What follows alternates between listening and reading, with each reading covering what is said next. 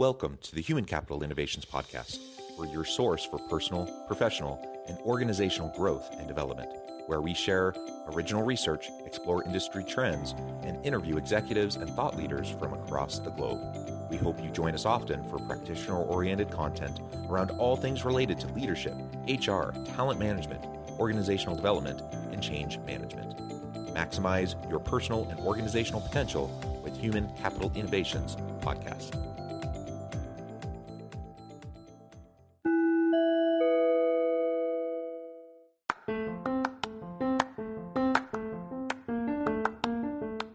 If you enjoy the Human Capital Innovations Podcast, enjoy ad-free listening by going to the Patreon page, and please consider contributing even at the producer or sponsorship level. And please leave a review. Thank you for your support.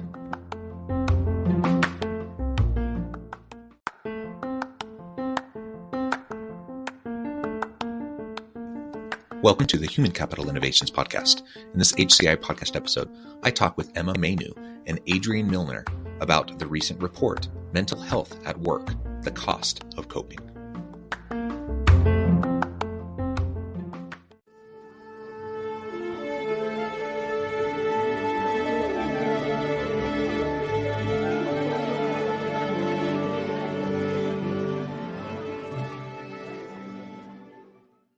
Emma Mainoo and Dr. Adrienne Milner, welcome to the Human Capital Innovations Podcast.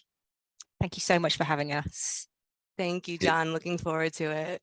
It is a pleasure to have both of you. You're joining us from the UK. I'm south of Salt Lake City in Utah.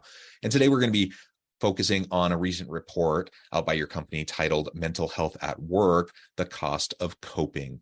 A super important topic. We all know over the course of the pandemic, we've seen all sorts of challenges around mental health related to the social isolation and just all of the challenges, the social, the political, the workplace challenges that people have been facing. So we're going to dive on into this and have a really great conversation. As we get started, I wanted to share both of your bios with everybody. Emma Mainoo worked as a senior level marketing professional within global brands and agencies for a number of years. This brought great professional reward, but at the same time, she was hiding in plain sight while living with anxiety and depression. In 2012, she began a healing journey, which she later shared on her mental health platform, Surviving Sundays. In 2019, Emma became a qualified mental health first aid instructor. And today, through the Utopia mental health practice, Emma drives healthier cultures across organizations as diverse as Spotify, TikTok, Rakuten, and eBay. Dr. Adrienne is a research and impact director at Utopia and an expert in policy addressing race, ethnic, sexual, and other types of societal and organizational inequity. Her passion is utilizing empirical evidence and quantitative methodology to drive and measure positive change. Dr. Milner is also an honorary senior lecturer at Brunel University, London, and has authored 2 books and 40 plus peer-reviewed publications related to equity, diversity, and inclusion issues and policies. Both have just a tremendous background. I really appreciate you taking time to share your expertise and experience with me and my audience. Anything else that either or both of you would like to share by way of your personal background or personal context before we dive on into this report and really talk about the topic for today? No, you pretty much nailed it. Thank you. All right, let's dive on into this report. And I always like to ask whenever I'm interviewing an author about a book or a new report that is released, why did you write this? Why now? Why this study? Why now? Why is this important for us? And why do we need to be paying attention to it? So the why really is kind of obvious in a way. I feel like whether you were in the workplace or whether you've been out for dinner with friends or whether you're watching the TV, there were 2 words that we kept hearing in the last few years, and they were unprecedented and uncertain. And that has been constant. It's continuous. It's still ongoing. What was less certain was the impact that was having on people just living in these unprecedented and uncertain times. And I'm in the business of going into workplaces all over the world day after day. So I could be up early doors doing a session for Asia and one in the evening. And although cultures and experiences are different, there was one thing that was the same. And it was very clear that there were 3 words I kept hearing: overwhelmed, tired, and anxious. Now, we might have a moment in our lives where we're feeling a bit overwhelmed, but 3 years of consecutive crises, cost of living crisis, increases in hate crimes, discrimination. It was just so much. And we could sense it and we could feel it. Whenever I went into sessions, I could feel it. Although in those ways, it's obvious when you're in a room, sadly, employers get hung up on evidence and data when it comes to mental health. Where is the proof that I should be investing in this area? Where, what will the ROI be? And it's interrogated, unfortunately, unlike other areas of business that I've worked in before. I worked in marketing. Best part of my career was in marketing. And you always had to prove your ROI, especially if you're going to do something big and sexy. But I've rarely had something interrogated, like I need to prove it as much as I do when I go into a workplace and ask somebody to really invest. I don't just mean for one day of the year, really invest in a strategic long-term mental health program. And so I thought, you know what? You want evidence? We're going to give you evidence. So that is the why. We wanted to create something that leaders would listen to, and that would really represent the experiences of these people that have just been living through these difficult times and showing up at work. That's why. Yeah, great. And you're absolutely right. I mean, it's so evident to people. Just interact with people, talk to people, be in the same room as people, and have just a normal human conversation with people, and you'll see this. Yet we also simultaneously live in this hyper data analytics driven environment where everyone wants to see quantitative evidence for everything. And on the one hand, that's frustrating. On the other hand, it makes sense. And so you're speaking the language, right? That people want to hear, that executives are kind of demanding, and that's why you're putting the effort into reports like these. And I think that's important because it will capture a different audience, different group of people that might otherwise not pay attention to what you have to say. So I think that's fantastic. And can I just add to that, John, as well? Oh, yeah, go for it. One of the really difficult things, people want this data, they want the insight, we know, and the report has proven as well, your people are suffering, but they're not telling you. And often people are living with depression and anxiety, but they may not go and get a diagnosis. So as much as leaders want evidence, it's one of the really hard things to create safe spaces in organizations for that evidence to emerge organically and safely. So that was another reason why a report was needed, because you can say all you want. We talk about mental health here, but people don't feel safe. You're not going to know the real picture of what's going on in your organization. So we wanted to provide a clearer picture for those people. The other reason is that we're also an inclusion company, and we know that the most minoritized people are suffering because of, it's not just the pandemic. We had, everything from George Floyd to the cost of living crisis to war, to environmental crises that are, again, impacting the most environmentally vulnerable, which are poor people, which are people of color. So mental health is not separate from inclusion. Mental health and psychological safety is a part of inclusion, and it is also related to especially those, again, who are the most minoritized, who are the most vulnerable, and who have suffered the last year in terms of something like COVID-19, where people, communities of color had substantially more disparities in terms of death and illness. So that was another reason as well, is to link mental health with our focus on inclusion and diversity. As you were both describing that, I couldn't help but think of adjacent but slightly tangential kind of a topic, and that's related to neurodiversity in the workplace as another, one of those categories as we think about inclusion.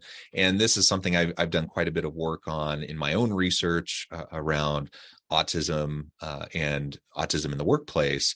And I did a big study a few years ago, and I'm sorry to kind of get us off track a little bit, but I think it's relevant to what you were both just saying. And I did a big study a few years ago, trying to understand what organizations, what senior leaders in organizations, how they were thinking about autism in the workplace, what types of mechanisms were in place, the policy, practices, and procedures to create a more inclusive, welcoming environment, one where those on the spectrum could thrive in their places of work. What we ran into over and over and over again are organizations saying, yes, this is important. Yes, this is something we want to pay attention to.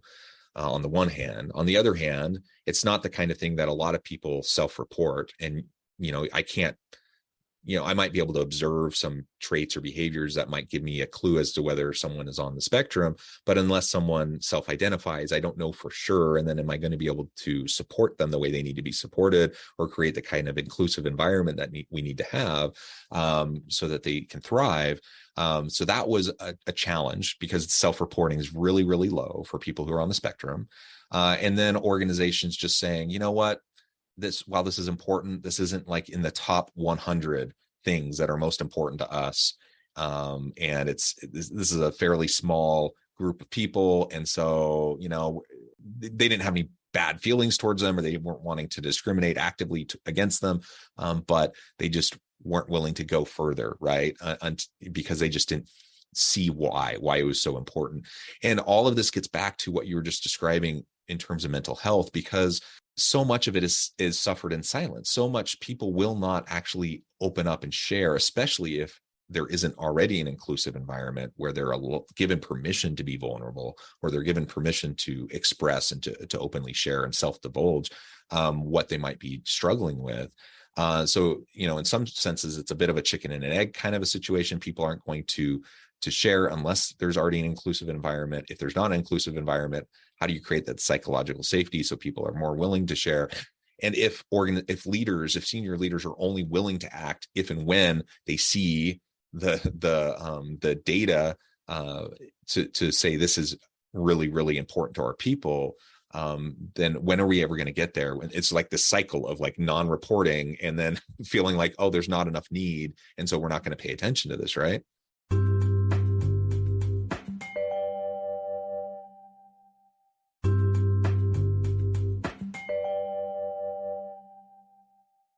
%. And I think that the consequences are kind of there right now. They're happening. There's been a long tail of people feeling either silenced, ignored, unimportant, undervalued, and overloaded. And what we're seeing is something called the Great Resignation. That's people who are just leaving their jobs, not always with a job to go to. In times, of great financial crisis and worry, people would rather not be in their job than suffer the way that they have in the work that they've been doing. And so much of this has been preventative. But again, people just being, either told that, something isn't that important, or we do something one day a year being the focus, has meant that a lot of people have kind of flown under the radar, so to speak. And they're now making the decision to leave.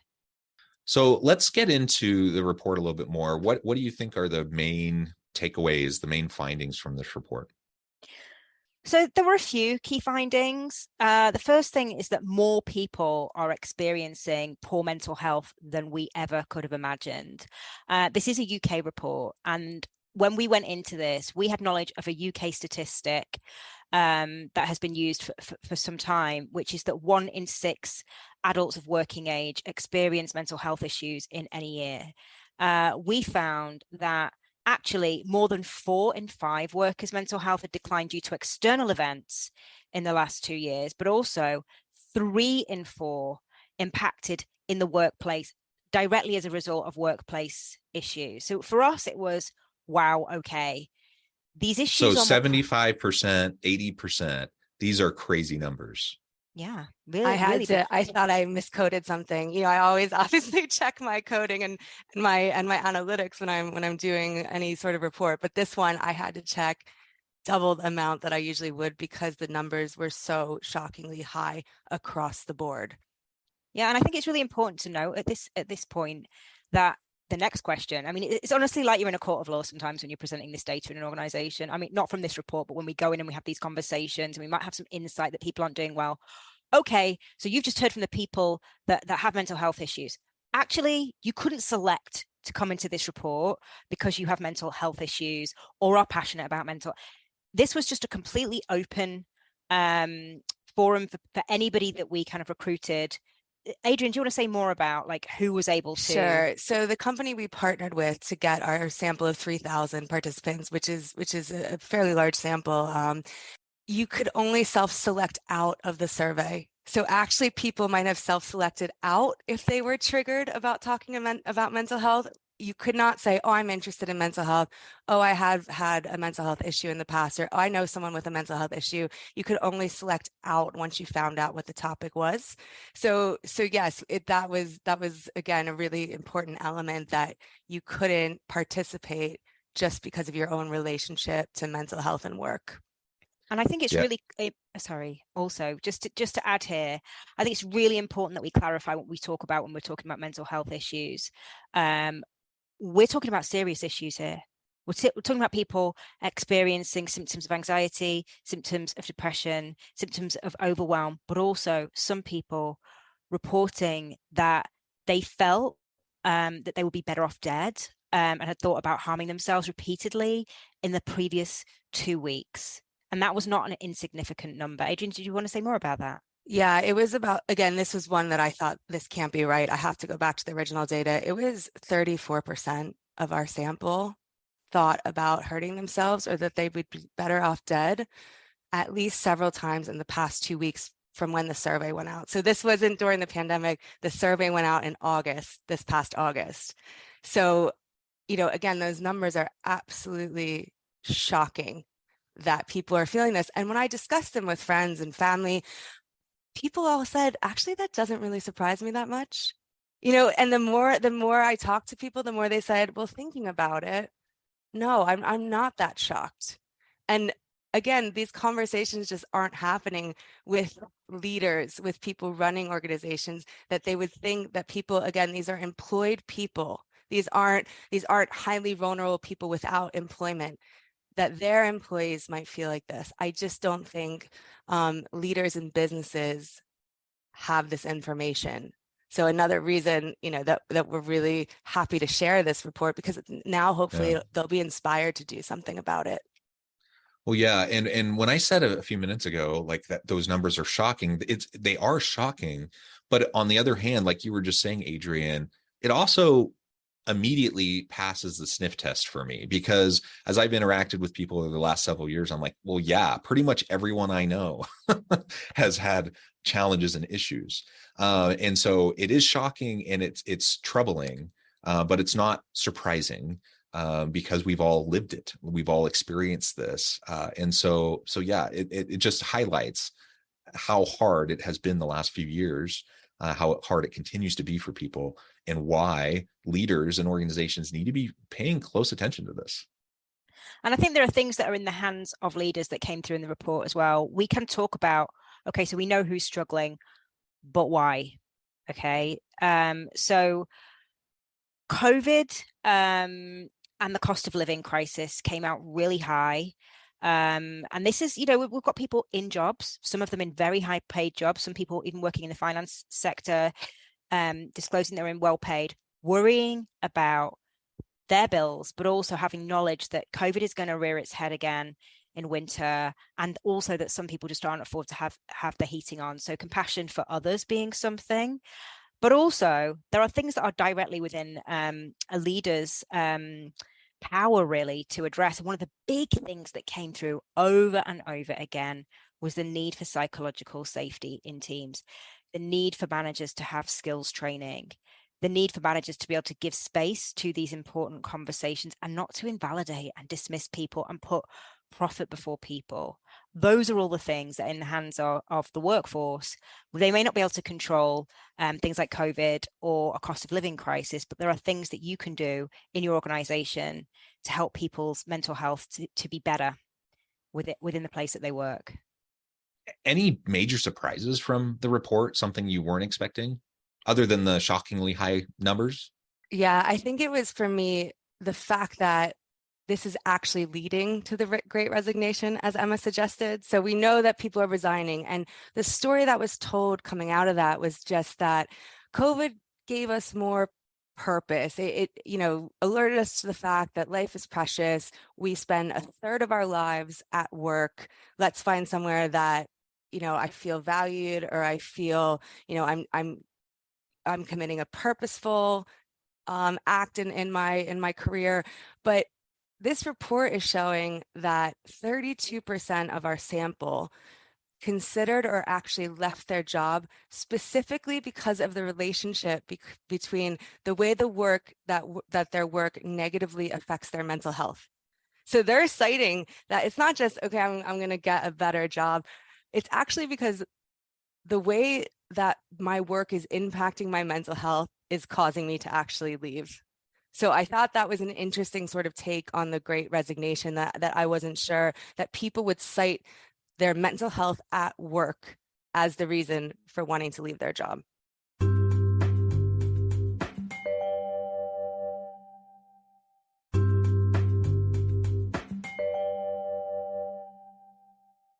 People have reframed this, the Great Resignation, the Great Reawakening, the Great Reevaluation, right? All these different ways of framing. A lot of these reframings are mental health related, right? Like people are taking stock of their priorities, their values, what's most important to them, and how this translates over into their personal lives, their daily lived experience, both, at home with family, with friends, etc., but also in the workplace. And that's why so many people have made the active choice to go a different direction, to try something else. In some cases, start their own business, do a side hustle, whatever the case may be, because they weren't willing to kind of make those sacrifices that maybe pre-pandemic they were willing to make. They thought it was necessary to, to get them ahead in their career. And now they're realizing, life is too short.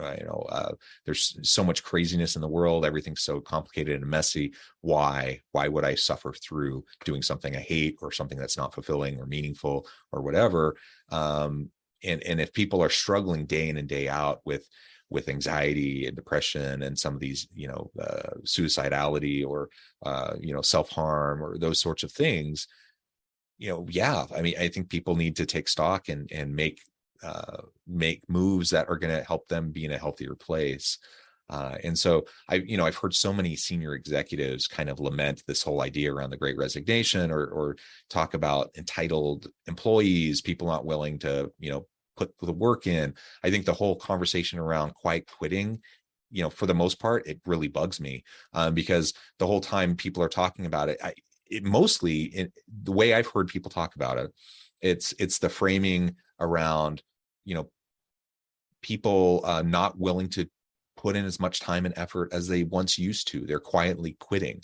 That's an employer kind of way of framing it. From an employee side, I'm thinking, why would I endlessly sacrifice myself on the altar of my career, when the company's not committed or loyal to me, they're not investing in me, they're just wanting to, churn more, get more out of me, produce more from me constantly. And I'm not willing to put in 60, 70, 80 hours for a job that isn't meaningful or fulfilling, and is just kind of sucking the life out of me. So why wouldn't I recalibrate? And if employers are frustrated by that, they need to take a good hard look, I think, at job design and their organizational design, to make sure that they're doing things that actually make sense in the modern work world, right? Yeah, and I mean, talent retention is a huge deal to employers, because employee turnover is one of the most costly problems a business can have. And something that came out of the Great Resignation in our data was that the number was about 32% for the whole sample in terms of those who considered leaving or had left their job, excuse me, because of the relationship between mental health and work. That number rose to 50% for LGBT participants and for disabled participants. So if you're talking about retaining talent, but now we're also talking about retaining diverse talent, then these measures really need to be put in place. I was just thinking that, I've lived with anxiety the majority of my life. It's something that I'm just very used to kind of living alongside now. It's not something I think will ever leave me. It's just part of me. And as much as I grappled with mental illness in the last few years, I also tasted mental wellness a lot more. Not having to run into the city, making the choice to actually relocate out of the city, being able to do things like not have to sit in a meeting room where I felt stifled and actually be over Zoom. And sometimes to have my camera off, and to work in a business where I can say, do you know what, today I'm not feeling so good, I'm going to work later in the day. And I think that there are other people that maybe had some similar experiences of connecting more with nature on those days where we were told we were allowed to go out for an hour's walk. We savored it, right? And I think that as much as there has been challenge, there have been things that have shown us another life that is possible. And therefore why, we talk about quiet quitting, people have come to appreciate things, small things that they never appreciated before. And I think that therefore they're setting their own rules. And I think that's fair and long overdue. Yeah. I think so too. Setting your own rules, setting your own boundaries, reprioritizing, aligning your life with your core values. I mean, those are all great practices for a good mental and physical life, mental and physical health and living the good life. And so I would definitely encourage everyone listening to do that for themselves. But I also, most listening to this are leaders themselves. Think about what you can do to create that psychologically safe place where it's truly inclusive, where people do feel like they're valued, like they're needed, they're wanted, that they're given an opportunity to contribute in meaningful ways, and where they feel invested in on a continual basis. Create that environment, and then you can actively, proactively provide the support that your people are going to need. We all need it. 75%, 80%, those numbers that you presented. I mean, that's basically everybody is struggling. Everyone has the things that are challenging to them, and particular groups those numbers are even higher. And so let's make sure that we're paying close attention to this. Well, it has been a real pleasure, Emma and Adrienne. I know we've just scratched the surface. There's so much more we could dig into with this report, but we're going to have to leave it there for today. Before we wrap things up, I just wanted to give you a chance to share with the audience how they can connect with you, find out more about your work, your team, where they can find the report, and then give us the final word on the topic for today. So you can kind of reach out to us on email at towardsutopia@weareutopia.co. The report also can be found, you can download it on our website, which is weareutopia.co. So you can reach us via those ways. And also just to say to you, thank you for giving us this space to talk about this report today. It's one thing to kind of have it out there printed and circulating, but quite another to kind of give it some richness and context in a conversation. So thank you. Thank you both. Again, I encourage my audience to reach out, get connected, check out the Mental Health at Work report in its entirety. Please utilize it. Please think about these things carefully and implement practices in your organization to promote the positive mental health and successful, healthy living of your people. And as always, I hope everyone can stay healthy and safe, that you can find meaning and purpose at work each and every day. And I hope you all have a great week.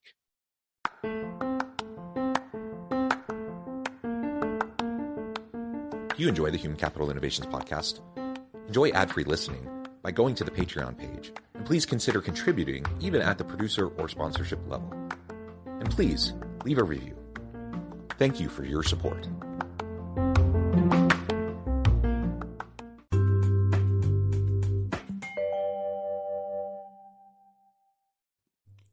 Thanks again for joining us for this episode of the Human Capital Innovations podcast. I hope you stay healthy and safe, and that you have a great week.